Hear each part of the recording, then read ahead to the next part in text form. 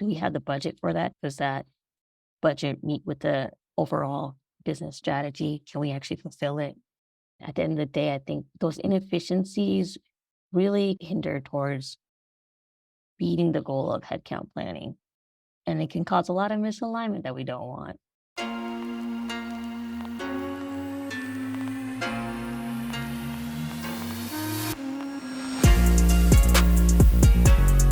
We're the Headcount People. Our podcast talks about all things headcount management, and our guests are the masters. If you're in charge of planning, managing, or reporting on headcount and headcount spend, we'll help you crack the code on this delicate dance by giving you strategies and tools from the masters themselves. Make sure to subscribe and follow for every new episode right when it drops. Here's your host, Tushar Makhija.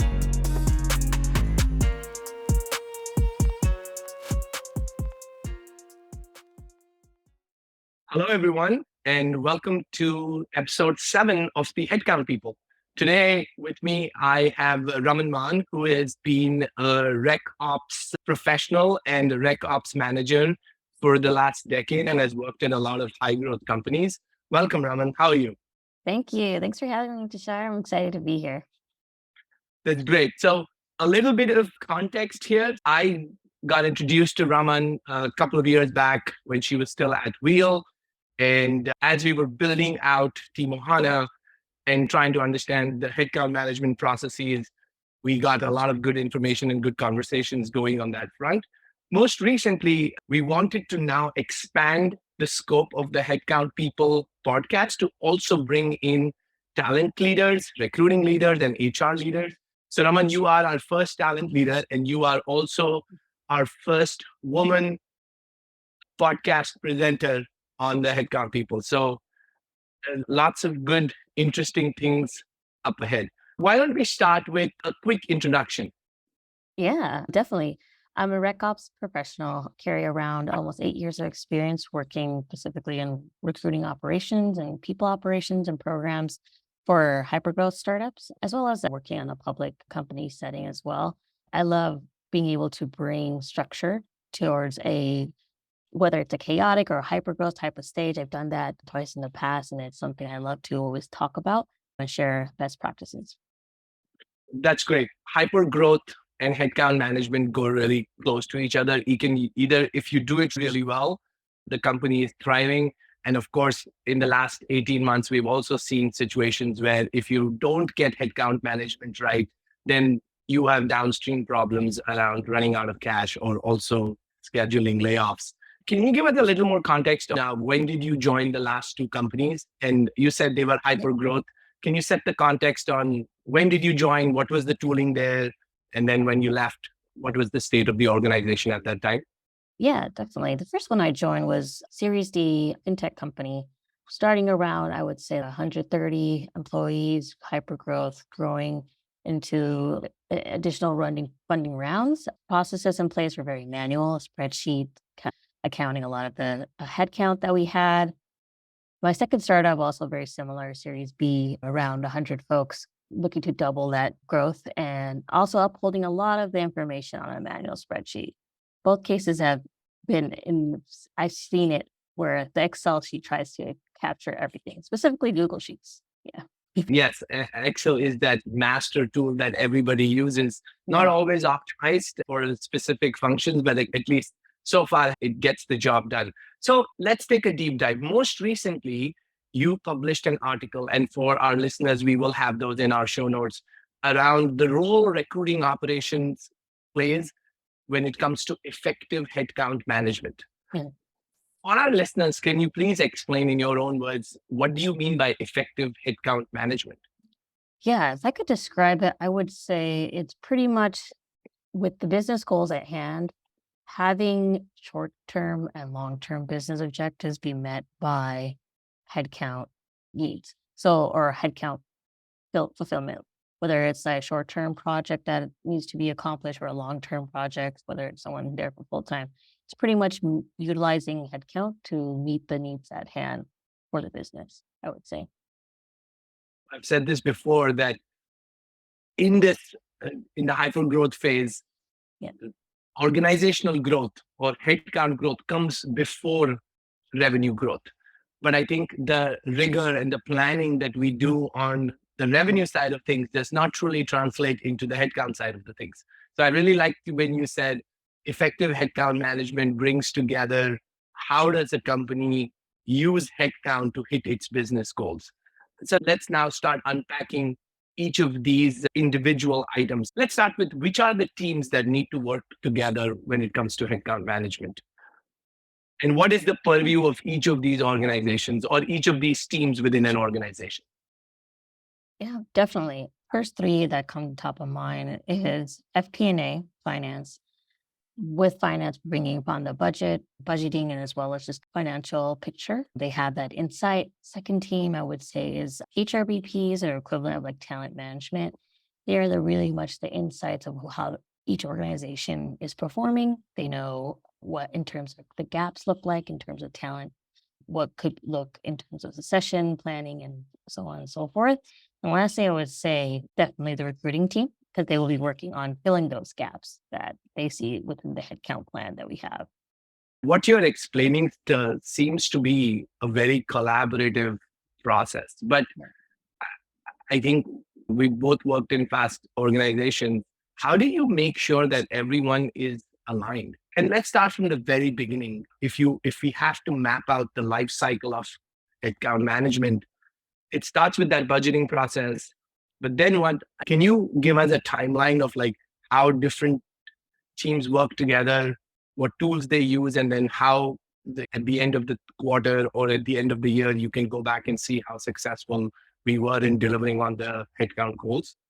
Yeah, I've seen like one I can share is where, particularly when it comes to headcount requests, that's mostly done on an annual basis and then iterated on a quarterly basis as needed. Mostly it happens around the year end, requests for next year's headcount being requested by finance, and then more so HRBPs played that tag team of advising where those gaps or where the needs are and seeing if there's any internal type of movement that could come into play. From there, when there is a full vetted list, recruiting comes into play and helping fulfilling that list. And I've definitely seen in many cases in hypergrowth where it changes. More so, having that quarterly sync is very essential just to make sure we're all aligned when it comes to the business needs. Sometimes deals don't go through, product development doesn't go as planned, and things change. Having that kind of quarterly syncs helps check in from the time whenever finance has that initial annual request. Right. Completely agree on the agility front, right? That if you must be able to track progress, not just on how quickly we've hired people, but have those people onboarded and become productive enough before we go hire more people.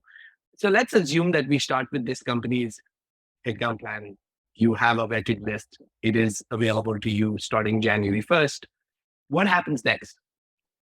Yeah, in terms of for the recruiting team is definitely more of seeing that list and going and running with the races, I would say, as in filling that role or filling that list at hand. And it really requires, I think, in my eyes, I've seen a lot of maintenance. What exactly do we mean by a certain type of role, whether it's a software engineer? Where do they actually fit in the talent picture overall? And that kind of, I've seen in many cases, working together with the HRBPs after getting that list, understanding and working with the hiring managers, where the full picture is when filling in that particular list we get, or what the gaps are that we see in finding new talent. So let's get into a little bit, let's double click on finding the gaps. Who is responsible? Like what role is the hiring manager playing and what role is the talent team playing in this? And then how are they actually identifying these gaps? Because as I understand, existing employees are sitting in a different system. The hiring plan is sitting probably in a spreadsheet. So how do you join this data set and make sense out of it? When it comes to just once you get that list of who we are actually recruiting for, it's really important to set a kickoff. And that kickoff can entail, I would say, 4 key parts. First, in essentially being able to understand what are the must-haves and nice-to-haves of particularly that role, but also honing in on the positioning. What's the leveling in case? How does this new role fit in the current structure of the organization? Another key thing to keep in mind is going to be an individual contributor or people manager? Will they lead to more of the growth of building a new team?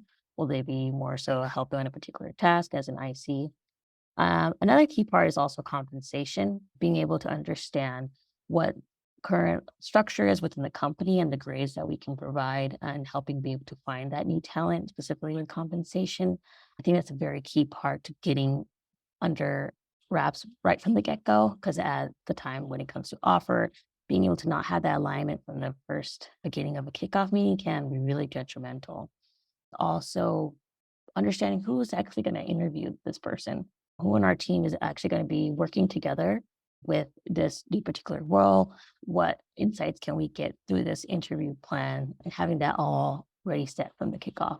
And lastly, I would say understanding the sourcing strategy. What does diversity look like within the team? And that's where we can come into play in providing more of an idea of essentially where we can find this next talent. It's easy to just say we want this person once versus now, but having that understanding of a strategy for sourcing really helps us be able to see where we can find that talent as a competitive market.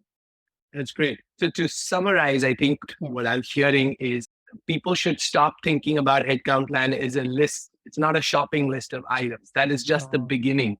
You look at a list, you come up with a requirements list, and then you may finish your budgeting there, but that's only step one. Then you have to align on roles and responsibilities, seniority, prioritization of the roles, compensation.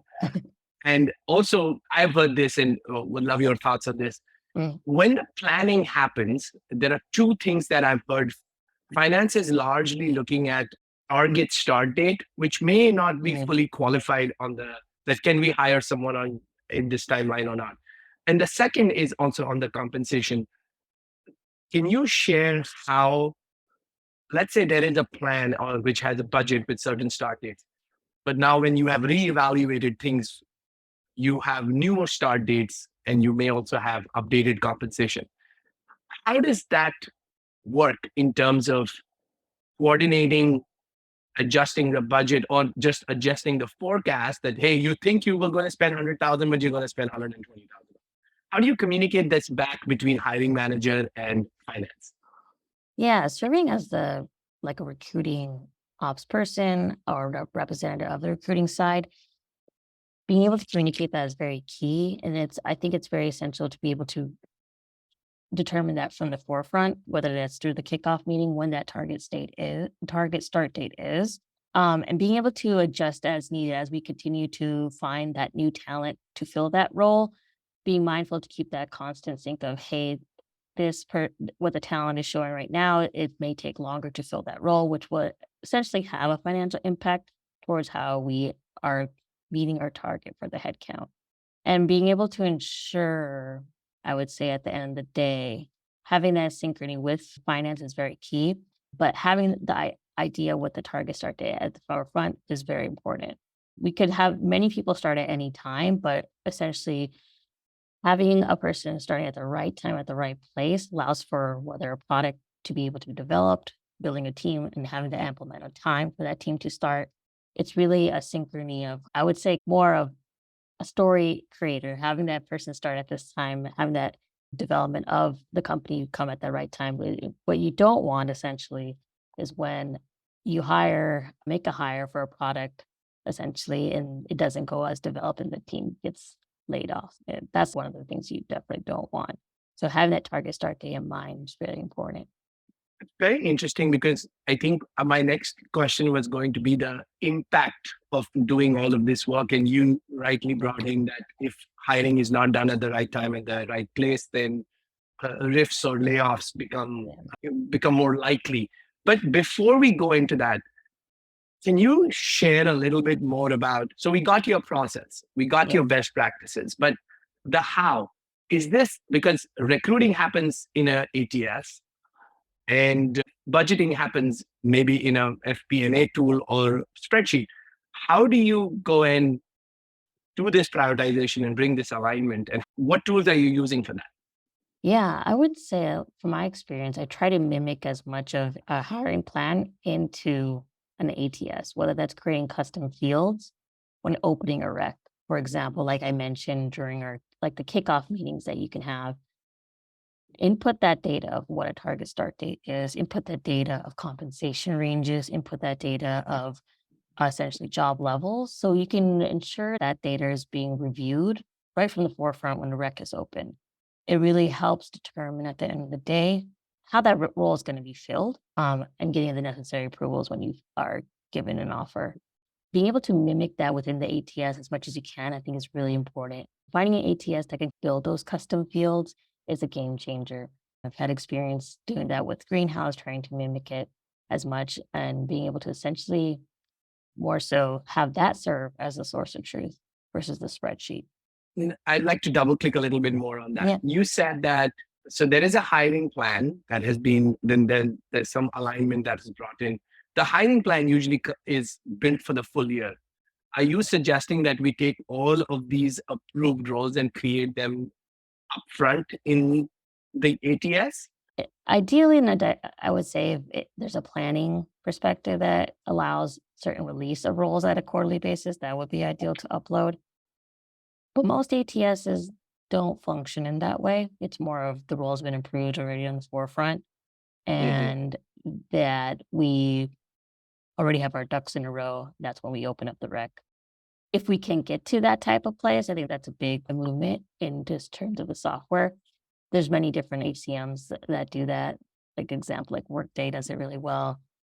I'm advising if we are in a high growth stage to do it more so on a quarterly basis, if you can, knowing that things may change. Having that in the back of your mind is always important.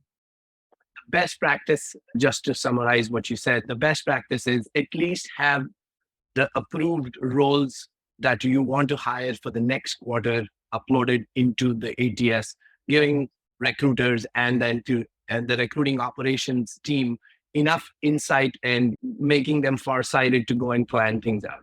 Exactly. I also heard that there is this opportunity, maybe Workday does it, but there is this opportunity to have a system in the middle that has the entire plan, and then the entire approved plan, and then you take quarterly chunks of that and push things directly into the ATS.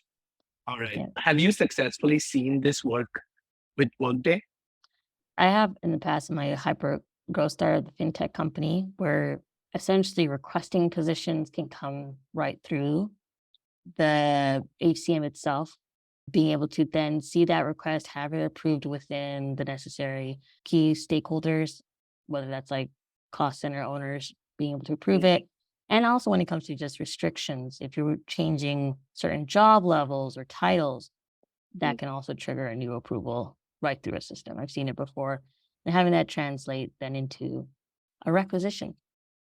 Right. An ideal system should do the following then. Allows you to house your existing plan, be able to make incremental requests or change requests that go through an approval process. Yes. Either from bringing in the right coordinators between finance, probably HR and hiring managers to get the budget approved. And then hopefully with the click of button, when the job is ready to be hired, open it in the ATS. All right. I think that would be ideal. All right. Yeah. Note to self that we should build something like that. Yeah. Okay. But why is this important? Why is having in terms of hypergrowth organizations or any organization for that matter, I think not having such a process, what does that lead to? Or it leads to inefficiency, but what is the impact of that inefficiency from your unique lens and your experience? I would say it caused a lot of misalignment. And with that misalignment, you could be making, unfortunately, the wrong hire at the wrong time. And it's what the business doesn't need at the end of the day. Going back to what headcount planning essentially is, it's finding that talent for the business need. And with those inefficiencies not being aligned, whether it's approvals being outside a system, not everyone is actually informed of a change, and they need to know whether it's a compensation change to a certain role. Do we have the budget for that? Does that budget meet with the overall business strategy? Can we actually fulfill it?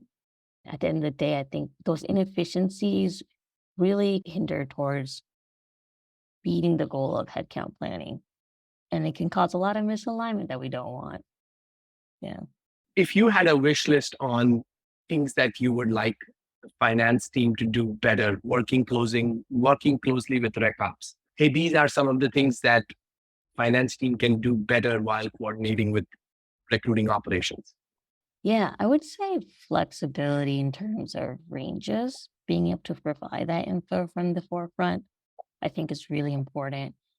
We always have a budget, but understanding that the market, even now with remote culture, people working from anywhere in the country, I think it's very essential to have that information. That way, the recruiting team is geared to finding talent and knowing how they can target from the get go. What would be your suggestion or recommendation for hiring managers to adjust or best practices they can follow while working with recruiting operations?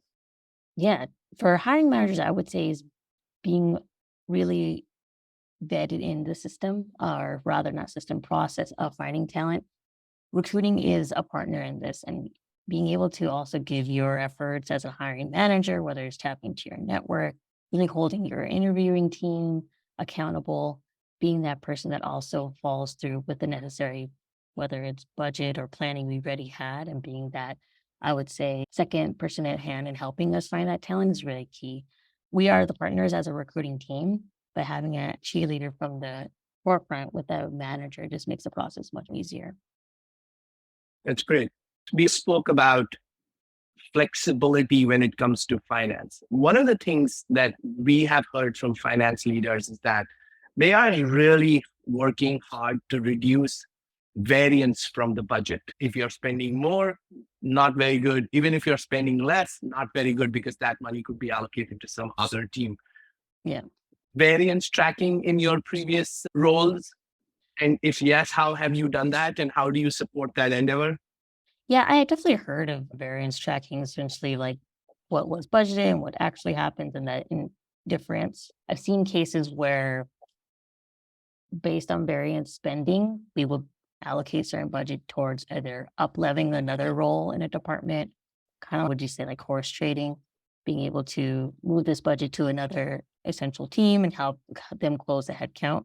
In terms of just advice or just seeing that how recruiting can come into play, is really keeping in mind of all the changes that come through, being in sync with finance of what is that variance change or how can we use that as our advantage and help with the next talent or any hard to fill roles we have at hand. You spoke about keeping track of all these changes. Yeah. Can you share like how have you optimized using a tool or maybe a spreadsheet in order to keep track of all of these changes? And secondly, Yeah. communicate this back to finance and also to hiring managers. Yeah. I've definitely seen in cases where having that manual spreadsheet, keeping in mind of what was planned for and budgeting what actually happens in terms of what was signed at the offer, keeping that track within that spreadsheet, all having that then reviewed, whether it's during monthly syncs or quarterly syncs, has really helped keeping finance to understand that we're both at the end of the day working together towards finding talent efficiently. And that spreadsheet could essentially be reviewed with finance, also be seen as a source of truth with what they have. Being able to have that quarterly check-in or whether it's monthly with finance, I think is very key. I've seen it in the case in the past during my time at fintech company, as well as the health tech one I was at. That's great. What would be because I probably think this falls Yeah. under RecOps and not all systems are automatically connected. But so what is the effort that it would, and you also mentioned you do this monthly or quarterly, but Yeah. what effort does it take to prepare a manual spreadsheet or keep the manual spreadsheet up to date? That's a great question. Definitely with weekly type of controls that come into play, whether it's what new hires have been filled in at any moment when a shift changes with that headcount, whether it's filled, transferred into a different department, keeping track of that at that moment has been really much either a pain point because you have to track it at that moment, but also it's a differential of having the accurate information at the right time. Ideally, you can have that all automated and not have to be tracked by yourself. But I've seen in the past when doing this, is using that time right at that moment when it occurs to be tracked within the spreadsheet. There is a manual effort to keep things up to date. And Yeah. probably because of that manual effort, I'm assuming that's why you've been talking about the cadence to be once a month or once every quarter. But now we've also moved into this new world of connected systems, connected via real-time APIs. Is there benefit of keeping things up to date in a more real-time basis? Will that result in efficiencies that can be better for the business? Have any thoughts on that? Would just be very Yeah, interesting to our listeners. that's a great question. I'd say ideally it makes it just more seamless and just not having to manually update and keep things whenever you're viewing it at any time to have the most up-to-date information. I have seen cases where a delay of information essentially isn't always a bad thing. And essentially, whatever we were going to go for in terms of a decision doesn't go as planned. Not having the information as we wanted it right then and there doesn't really deter what we were going to do next. Just from a recruiting ops perspective, I would always say whenever you see the most up to date information, whether it's decisions that have been made and having that all done in real time, it is definitely a game changer. You want to be looking at things within the perspective of how the company is performing right now, what decisions were made in terms of talent changes with filling a new role. Ideally, I think for the RecOps person at the end of the day, it would be ideal to have real time updates. And continuing on the real-time update question is, Mhm. as RecOps, do you find yourself at the center of receiving a lot of questions from stakeholders about the current status of the headcount plan? And so That's how often, what are the types of questions that, say, business leaders want to know? Yeah, definitely. When do you think this will be filled? When it comes to also why is it taking so long? And essentially being able to understand how many hires have we made in a certain department? Where do you think X amount of folks would start within the next quarter? Those type of questions definitely always come up as a rec ops person, having that idea of where that performance is, whether it's looking at whether it's a change within job leveling, that will definitely change the search overall and then ultimately affect the target start date of when someone is actually going to be joining the company. And that kind of goes then boggles back down to finances projections of target start dates and having certain compensation met for a certain time. It has, living in this new remote first distributed world where all these stakeholders are not just in, they're not in the same office anymore. How do you make sure that we drive collaboration and alignment? Like, I think we have to take some deliberate steps so that everybody is on the same page. Even if Yeah. you have real time data, that is one half of the equation. The other half is, how is this data being pushed out to the right stakeholders and how we are driving visibility to all of them. So, what are some of the things that you're doing differently now that we are all working from home to drive alignment and collaboration? Yeah, I definitely would say bringing in HRBPs as they are more of the eyes and ears of the organization for the departments that they support. Particularly, you'll get so many great insights just being able to loop in your HRBP of what the talent mapping looks like for a certain organization, whether it could be someone working towards backfilling another role or being able to understand where those gaps are. I think having, whether it's, I'd say one-on-one meetings with biweekly with HRBPs can definitely be a game changer. Having them be able to provide those insights of how you're trying to fulfill certain gaps of talent within a certain department that they're supporting, having that synchrony is very important. And we have to collaborate with them on providing those insights. Can you describe, so let's say there is an existing organization. Let's take a simple example that Yeah. there is an org chart of all the people already in seat. Mm. Now there is, create an org chart of all the open future roles, right? Mhm. Do you do something of in those lines where using a tool or just using spreadsheet, I would say Google Slides or something, that you Mm. create like an org chart that allows you to do the talent mapping? I would love to understand, like, how do you do those talent mapping and what does that conversation with the HRPP entail? Yeah, that is, I've seen most of my cases where the HRP leads that conversation, being able to provide that organizational design. I've seen it in cases where it is done through a PowerPoint slide in which we predict of what that looks like in terms of annual requests for a headcount, where they can draw us a picture or chart where they see future headcount filling, and where recruiting will essentially fill those headcount needs.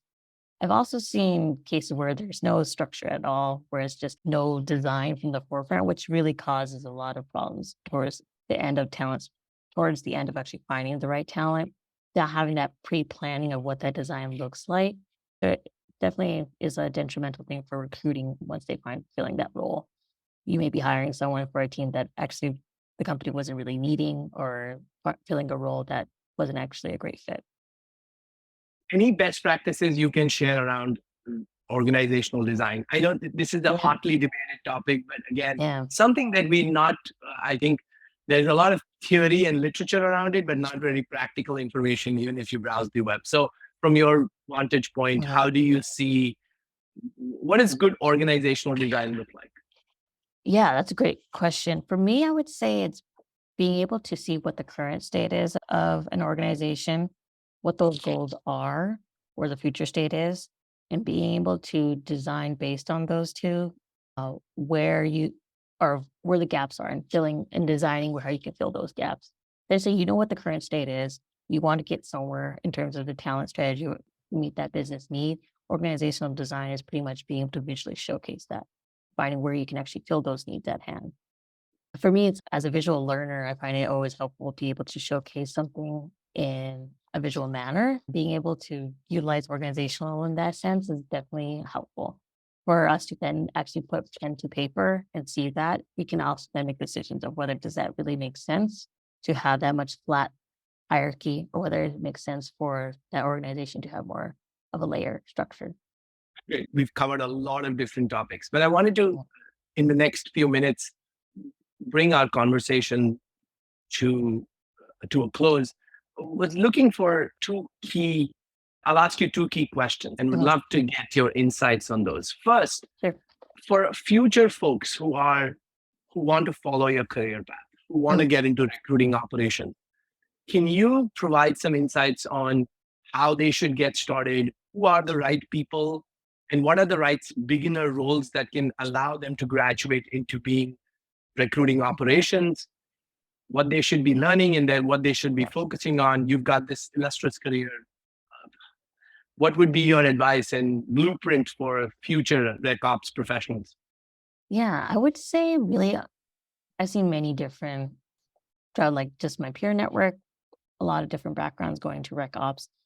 Overall, I've seen a common trend that having a natural understanding of just processes and how they work from start to finish, whether you can be an ops coordinator within recruiting itself or just ops coordinator within a business, I think having that understanding and foundation really sets you up for success when it comes to understanding how one thing essentially can be dependent on changing something else. And that's really what recruiting ops deals with from the day-to-day front is a lot of dependencies of how that can essentially ultimately change the forefront of finding the next talent.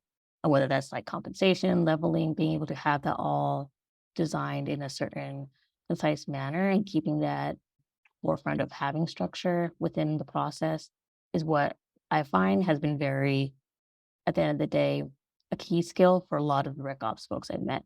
And also, and this can come from just having understanding how recruiting works, the process itself. Being a recruiter, you can definitely transition into rec ops. You know how recs are filled, you understand how the intake meetings work and how to close candidates. You have that ready from the forefront. You actually are living in that process. And recruiters for sure can definitely go into the rec ops space as well. It's great. The next question is a little bit of a philosophical question. Somebody had told me really wisely that you do not know what you haven't lived. What I'm trying to get to is that the last in many years, but let's just focus on the last few years where grow at all costs, spend the money, we'll be able to raise the next round. Hyper, I think the word hyper growth now has a little bad rep, right?